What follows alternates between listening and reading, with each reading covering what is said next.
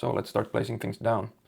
And I'm just gonna, work visually mostly, and I'm just mainly gonna use the side size for checking things. So I'm just gonna put down my, first guess for where the top of the head would be. And I think that's a little bit low, so we can just lift it slightly. And as you can see, the very light charcoal mark comes out pretty nicely. Check again. I think that's pretty close. We'll have it there for now. And as you saw, I was measuring quite a few times just to make things really nice and accurate at the start. As accurate as we can at this point, let's say. There's a carpenter saying, I think that is, where it's measure twice, cut once. So always measure twice. It's to avoid, compounding mistakes later on. If you just sort of wing things at the start, you might end up, having the whole project a little bit lower than you intended to. If you only, place the marks and then check, for example, this measurement against yours instead of checking all the horizontals and stuff like this. So yeah, just try to be diligent about the measuring. And as you're marking things down, you might get these ghosty extra bits. You probably would like to clean those up as you go. And again, my initial guess was a little bit on the high side of things.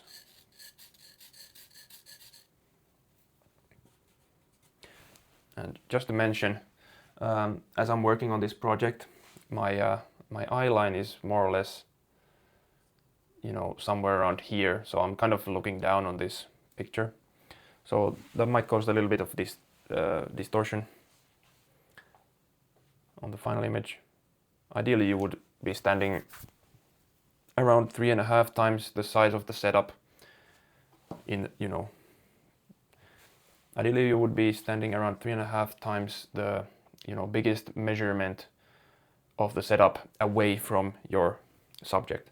So that means we should be standing, 3.5 times probably the vertical measurement like this back, which would be, around, I don't know, maybe 1.5 meters, 2 meters away from this.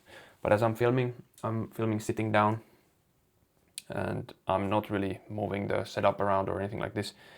And I don't want to be standing in front of the camera, so I'm sort of compromising here as I'm working. But yeah, ideally you would be working on this standing up and walking back and forth all the time and trying to compare visually. One thing to note, the way I hold the knitting needle is like this.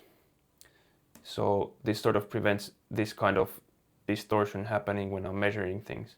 So it's gonna stay quite parallel to the picture when I'm holding it like this. Very vertical. Well, especially if we're measuring something like the distance of the eye, the height of the eye, let's say. I'm gonna try to align this stick, well, more or less on the eye socket, and then we lift it up. Then you see it's not gonna be very accurate anymore if there's this kind of wiggling around of the needle. So we try to have it vertical all the time. That way we can be more sure about our measurements. Okay, well, now we place these 2 marks over on here. And we can just check real quick if it actually matches our subject. I think it's pretty close, but it's not exact. Let's just try to really... Working from the flat has this advantage, we can actually be very, very accurate with our measurements. And yeah, perhaps we'll just like 1 millimeter too tall on our measurements. I would guess it's this marking that is a little bit on the tall side. So let's just push it down a little bit. I'm just gonna check if you can actually see the markings on the paper in the video. Seems they're visible. I mean, they're not high contrast because it's pretty true to what I'm seeing. I tried to set up the camera that way. But yeah, at least you can see these marks, so this part of the demo is not for nothing. Okay, well, now we have the tallest point, and then we have the lowest point, and next I think we want to sort of establish the width. Okay, so at this point, these are some things we can just sort of trace almost from the reference. But now we have to decide on the composition, as I said. We have to decide, how much space do we want to leave on each side. And yeah, I can just show you. This paper is wide enough, to almost have all of the sort of dark space on the edges. So we can sort of adjust the crop how we want, have this much on the left side and this much on the right if we want.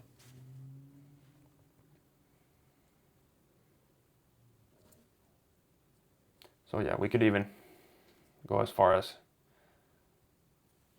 measure out that distance, we could have, I think we had around this much space on the right just now, and we can sort of transfer it over somewhere around here. And maybe this is a little bit too high, so let's make it a little bit lower. Just sort of want to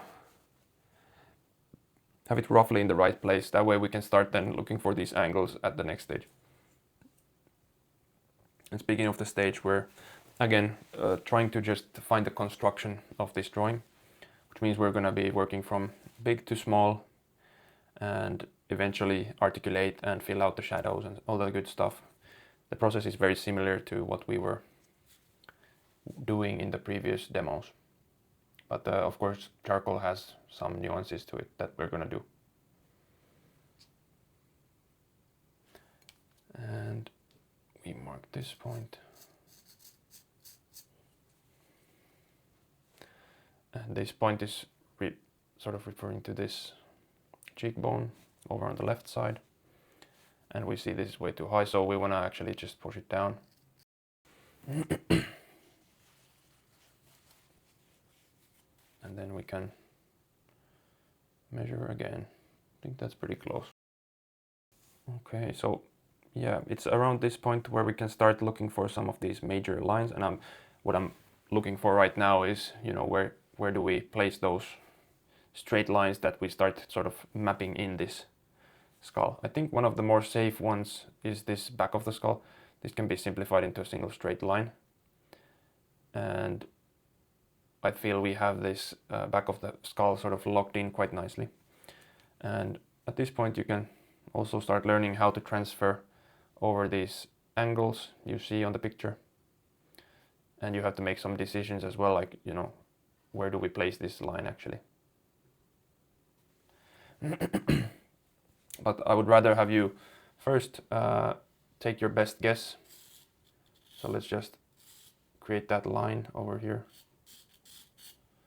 Have your best guess at the one length of this line.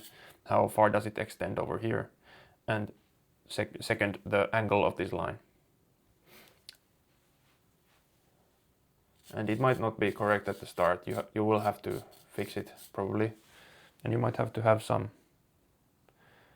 new attempts at doing it, but that's fine. We're gonna fix this drawing anyways as we go. We are not aiming for perfection from the start. So perhaps I can push this line a little bit further out like this and sort of reflect a bit better what's happening in the back of the head over here. Trying not to get hung up on details too much, but I feel like the back of the head comes a little bit lower. I know it's a round shape, but it sort of feels like this point of the back of the head is a little bit higher than what we see on the subject. So I'm just trying to make it sort of feel right at this stage. Also, this top side might be going too high because of course this sort of, there is no vertical straight line over here. It's just something I put down for the measurement. And at this point we can also look for some horizontal measurements like this, where, yeah, I think we're more or less on the mark. I was just looking sort of where the kind of more vertical portion of this point ends and starts kind of turning into this diagonal line. So yeah, this is a pretty strong kind of point since we're basing our composition of it. It's a fairly angular point as opposed to, the top of the head. This this is all pretty much the highest point right here. We're not as accurate yet as we could be. So, you know, my point is, are we measuring to this point or this point or this point when we're starting to simplify this straight line? So I think the more safe way is to first simplify this line and then sort of connect it with this curved line over to the top of the head. So let's actually do it. And again, we can sort of visualize the angle this line is in. And I think it's looking all right. Maybe it's slightly less horizontal actually. So, and even though we like these ghosty lines at this stage, we don't want to have it too sharp. We can, you know, remove a little bit of the ambiguousness. Right now I'm trying to see how far up this goes actually, you know, because it's fairly high up. It's only like a little bit. Well, we can see like this. I sort of ruler it out, the point which I'm referring to, and you can see there's only this white sliver above it. So it actually comes quite high up over here, let's say around here. And maybe we can then start connecting it to the actual top of the skull. Hey, we have some lines to look at now. So we can start looking at how to measure actually these angles. I'm just gonna go over this line and try to maintain the angle very much the same. It is close, but I feel like maybe I'm a little bit, you know, I should be more vertical. Mine is too slanted to the left. So perhaps we can slightly nudge this. We're not talking about a lot, but we're still seeing it happen. So maybe we wanna fix it at this point rather than in the future. And I know this portion is looking a little bit odd right now because it's sort of this straight line kind of construct, and this is actually a curve that we're seeing, but we'll start addressing that a little bit later. And maybe we can actually just sort of eyeball this line over here. Maybe I'm estimating we have up till around over here already mapped out with this curve. So now we just need to simplify this into a straight line, and let's just go ahead and put it in. And the goal is to map things out pretty quickly, efficiently, and then we start correcting things. So we don't want to worry too much at this point. Now, if we were at an atelier, like, you know, Angel, where I was, we would be measuring like crazy and checking everything all the time. And that's a good thing. But yeah, for the sake of this demo, I'm gonna work somewhat visually as well, not measuring everything. I mean, you know from the previous demos already, I wasn't measuring everything very meticulously all the time, but rather working more visually. If I was working extremely precise, then I would be measuring like all the time, everything. And we do want to check things, of course. So from the back of the head to the edge of the eye socket on the left, we can measure like this, and we know the edge is going to be right over here. So now all we have to do is decide where this this kind of corner of the eye socket is going to be, vertically speaking. So we can just look.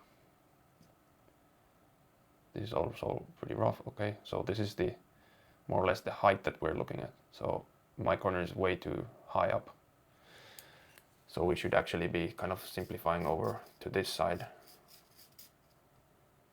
with the straight line, and perhaps trying to go like that. And yeah, maybe this is now looking a little bit too high, so we could probably just fix that. I mean, it is a curve, so we're always going to be sort of eyeballing this. And I'm looking at the negative space left between this point and this point over here, and I'm trying to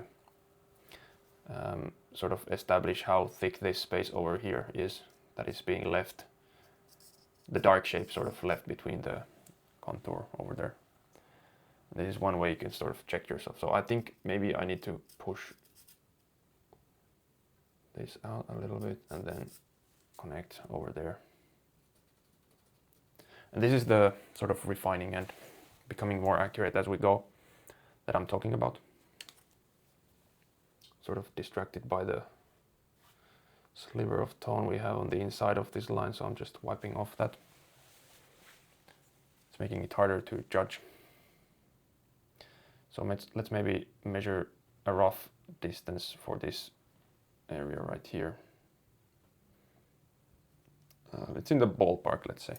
It's not perfect, but it doesn't have to be. So let's just continue massing out this shape. We can also, at this point, look at this sort of other strong point that we established, which is we could have this sort of lower corner of the cheekbone on the left be a kind of strong point. So we just know that we now extend this line to that lower corner. Now we have something quite reliable to look at over here. So now perhaps we just simplify these two shapes. And if you have a very good imagination, it's starting to look like a skull already. Not very much, but a little. This sort of shape between here, because this whole bit is in shadow, and here we're having some lighter stuff with the edge of the nasal bone. I'm gonna indicate a little overlap here so we can sort of start grasping at this width over here. That said, I could have done it a little bit better. But charcoal is pretty malleable as a medium, so I'll just keep working. These teeth will be a bit of fun to tackle for sure, with all the details. But for now we can just simplify it. As we always should. We should just simplify things so they're more manageable. We start splitting all these teeth into small shapes. It's gonna be a puzzle that we're gonna be very hard pressed to get right, because things just move around, and when one thing moves around then the others should, and it's gonna be tricky. So we try to simplify things, and then only as we have the most information, which is at the planes of light, variations of the dark stage, only then will we start really finding the smaller details to put in. And even during the rendering stage, we're going to be working on, small things like these cracks. We don't put those in until the very end. Okay, so let's check the horizontal. So something's very off on here. Obviously, it's the teeth I started putting in way too early. First, we gotta check this measurement over here. Working from the flat, you can do this, but you can also do it visually, long distance if you're working from 3D. Working from 3Ds sounds horrible. It's like I'm a digital age kid or something. Yeah, now it's looking more correct. If we pull up vertical line from here, it is almost touching these teeth, but not quite, so we can maybe push the angle a little bit towards there.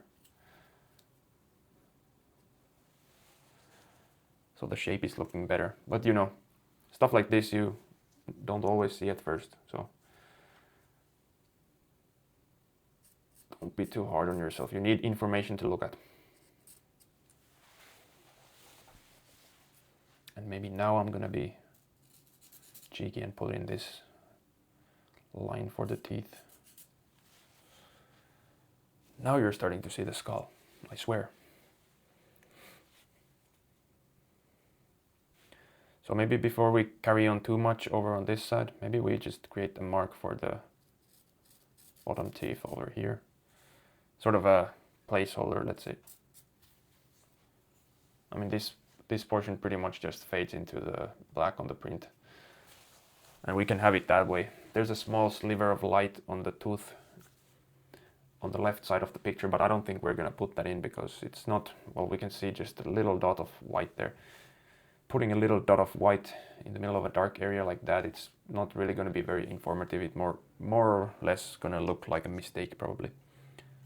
So it's things like that where we can use some artistic liberty and just not put it in. All right, now we have this place marked. We can sort of establish where the chin is gonna go. Actually, just thinking if the chin actually just aligns kind of nicely with this cheekbone. No, the cheekbone comes out a little bit more. So if we just pull out a line vertically from the cheekbone and leave a little sliver of space. So the cheekbone is the leftmost thing, as we already established. We can always check, of course. So yeah, the left part of the cheekbone is covered when I have the edge of my needle touching this. So yeah, that is to say, this is more right than this point. Small things, but these make a difference in the big picture. So bear with me. This measurement was done so I can actually find this angle to the lowest point. So we can just again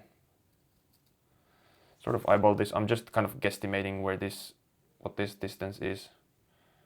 I guess we could also just start off with this line, since it's probably going to be more accurate like this. And then if we want to be very pedantic and accurate, we can measure from here to here, and we know it's more or less in the right height ballpark, and we can start putting in the jaw. This looks like it's a big angle break kind of coming down like that, but we don't really want to exaggerate that. It's not a huge break actually. It's very small. Now we can measure the width of this jaw right around to the corner. And yeah, it's more or less over here. And here we can again eyeball the angle of the jaw. Again, this is actually the lowest portion of the chin, so I just realized I sort of, well, this was the lowest point right there. I can see the ghosting mark, but actually the lowest point was supposed to be around here.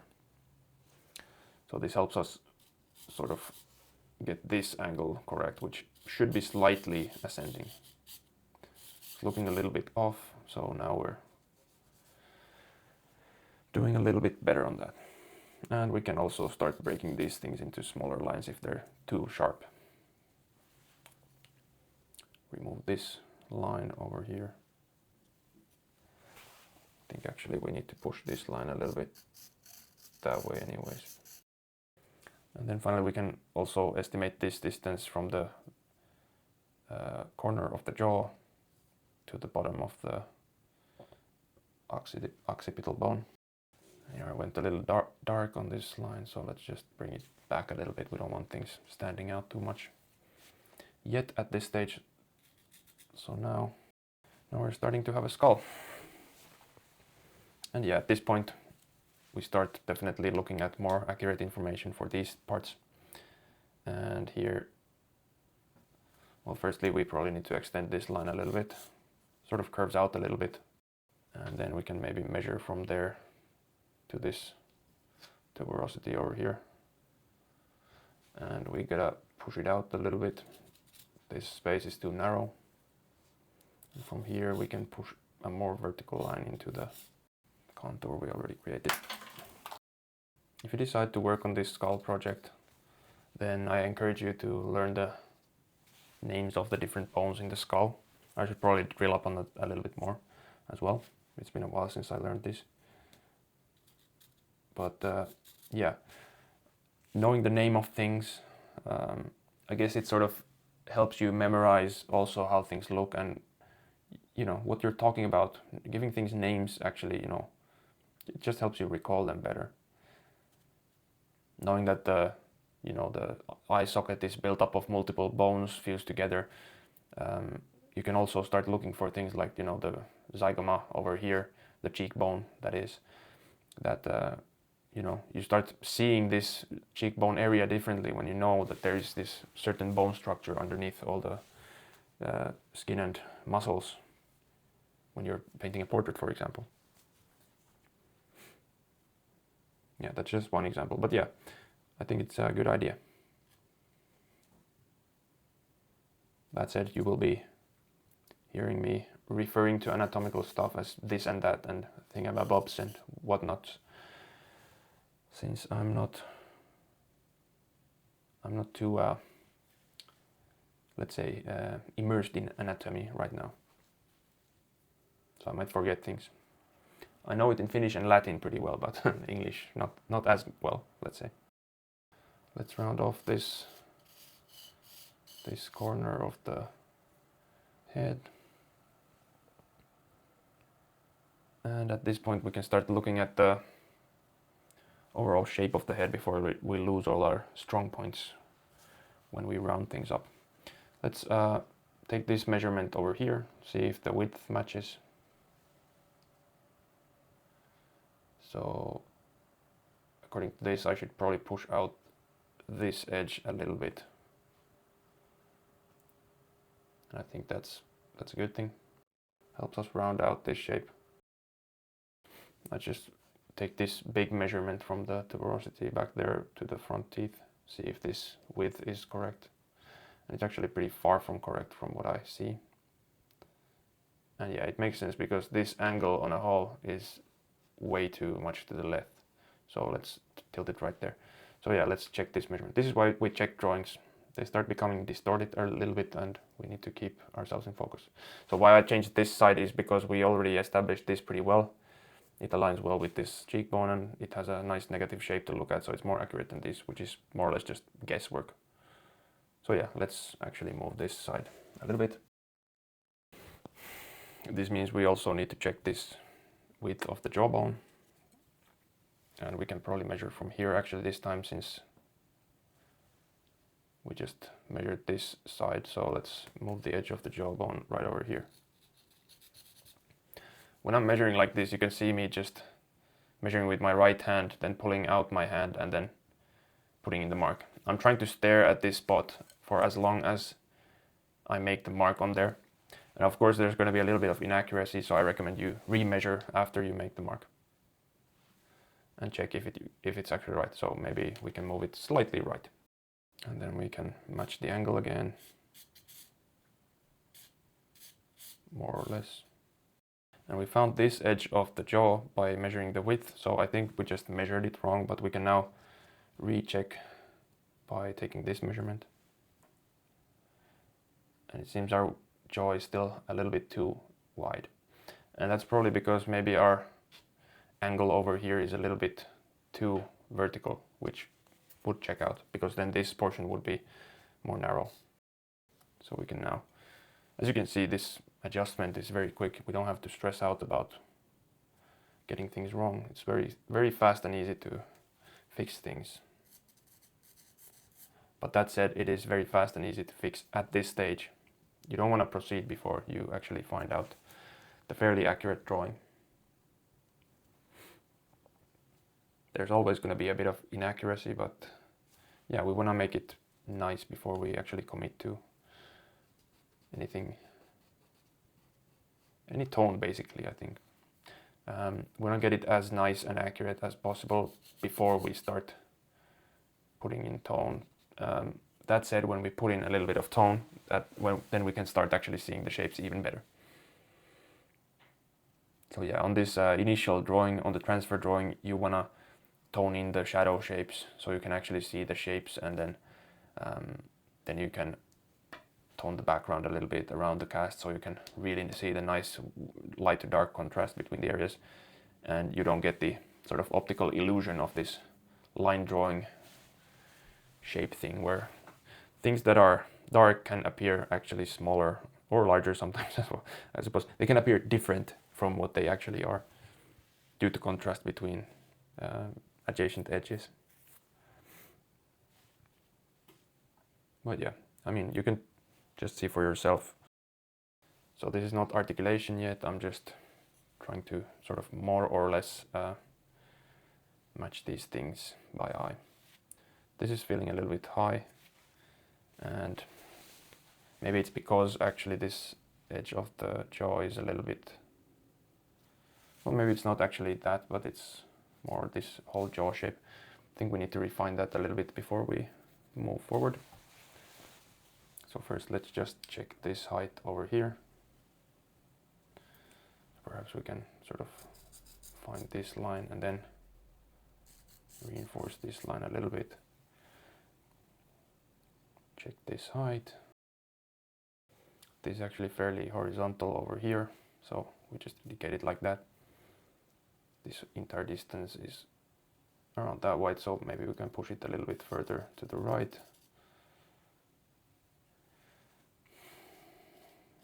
And we break it down like this into small bite-sized pieces. And it's slowly coming towards a more accurate drawing. This is definitely a patience thing for sure. And you're gonna find that that is a theme for this entire course. I mean, if there's even one person out there who has the patience to watch all these demos, that's already incredible, but I do hope someone actually does it. If you're one of those people, let me know. It means the world to me. So maybe this was actually a little bit on the exaggerated side. Push that down a little bit more. And here I'm sort of inching towards articulation already on this area, so let's not go further. We just want to sort of get the correct impression. This area looks a little bit weird because there's this shadow, and the shadow edge sort of goes up like this. So it looks like, feels like there's a curve going up, but actually it's just kind of going to this point over here. So let's not be too distracted by that one. And also this is what I mean by saying the shadow shapes change things up. So yeah, so maybe we have this now fairly accurate. So, I mean, the jaw shape is now fairly accurate, so we can actually start looking at this side. Yeah, I think the height is just slightly too high. So let's move it down a little bit. Again, let's just make a straight line over here where I think the breaks are happening, and just try to simplify this. Really don't need much more than that at this point. Perhaps this side can be worked on a little bit. I think this eye socket comes down a little bit more. Okay, I think it's time to take a break after having sort of worked on the outline.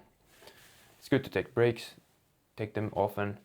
I always recommend around 20 minutes, but you know, since I'm setting up the camera and everything, I want to work a little bit longer because, well, one, I can focus for that long, and two, because it's annoying to have a great amount of files like audio and video as I'm recording. So yeah, let's take a break and then start checking things with a fresh eye. Probably we're gonna do something about this area. This feels a little bit weird over here, but yeah, we'll get to that. All right, we're back after a nice 40-hour break. Maybe that's a bit excessive, 10 minutes is enough, but I had some stuff to do. Stuff like work. But yeah, so every time you come back from a break, you want to really compare the shapes. Before I turned on the camera, I was, you know, looking at this very closely and seeing what stands out to me. And yeah, I feel like this dimple kind of shape here, sort of this shape carving into the skull, is a little bit too deep. Let's say it should be slightly more shallow, as we see on here. You know, this is less of a curve than what I have here. So maybe that's a little bit extreme. Before we start correcting that, we need to look at the big picture. And so we don't just rush into one shape correction and then lose the big picture, let's say. Because also this area doesn't look great. Obviously, it's just a straight line right now. So maybe we want to get it somewhere closer. And I was looking also at this measurement over here, which this feels like it's a little bit too, well, it's actually pretty close.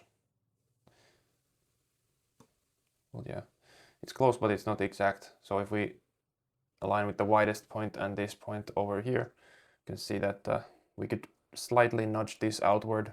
I can tell it's that one because, one, we already based a lot of stuff off this. We don't want to move that. And second, this angle is very vertical over here, whereas this is slanted maybe slightly towards the left. I think we can slant that just very slightly to the left, and that's already taking care of that problem we were seeing. I mean, in combination with the other thing I was saying, with this being a little bit on the deep side, this concave kind of shape here, we can perhaps adjust both of them at the same time.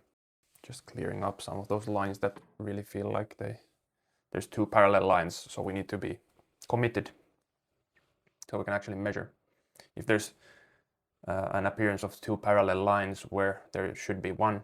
We always can measure wrong of the wrong one. And yeah, it's better be committed and wrong, because then it makes the fixing easy rather than uncommitted and in the ballpark, let's say. So yeah, maybe this shape now becomes the main thing to fix because it's bothering me the most. The first thing I feel like is just that this maybe could push a little bit further to the left and round off this kind of back of the skull slightly more. We're talking very subtle things here. And this sharp corner is also quite distracting, so let's try to adjust. And again, after we correct things like this, where we don't really erase anything before, let's just carve our new line in there with the kneaded eraser. So basically, working in this soft manner allows us to then use the eraser as a drawing tool. And I think it's looking a lot better. And one thing we want to check at this point is if we have the vertical measurement correct. It's more or less there. So yeah, we might be, a millimeter too short in this distance. That would be quite easily fixable if we want to just push this jaw a little bit lower. And we might make a too big of a change at the start, but then we can just refine it afterwards if we're not happy with the result. When you make adjustments like this, maybe it's better that you make the change and then reevaluate. Maybe you make a too large of a change, but then of course you can fix it afterwards. And it's better to sort of make the change with a generic line. Don't try to be too specific with the articulation at this point. All right, I think it's time to start looking for some more of this inside information. And yeah, generally we want to start by mapping the shadow shapes. Maybe on this skull there's not extremely dark shadows, I could say. This eye socket is in shadow over here. Of course, there's tone over here. And so we don't want to like draw the outline of the eye socket at this point. We just want to do the shadow shapes. But we should probably start with the ones that are, next to the edges, so we can get these nice little shapes that we can sort of try to match from our reference. And once we get these more accurate shapes towards the sides, then we can use those to reference and then get the central information like this eye shadow shape more accurate.